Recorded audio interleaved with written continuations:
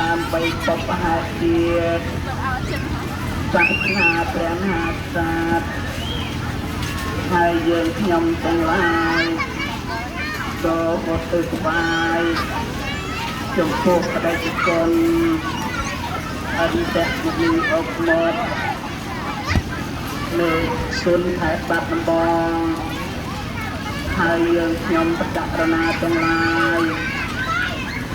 ក៏ពេលនៅសង្ឃធម៌នេះប្រងទាំងបរិខាប្រទានដល់ព្រះសង្ឃមានព្រះពុទ្ធជាប្រធានសូមលោកអ្នកដ៏មានគុណទាំងឡាយ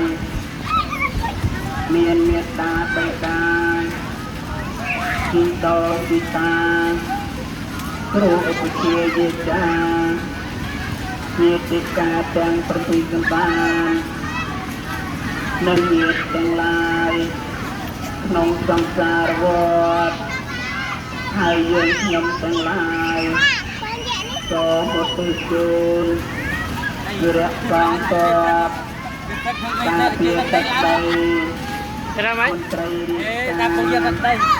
គ្រប់លំដាប់ថ្នាក់ដែលបានពលីជីវិត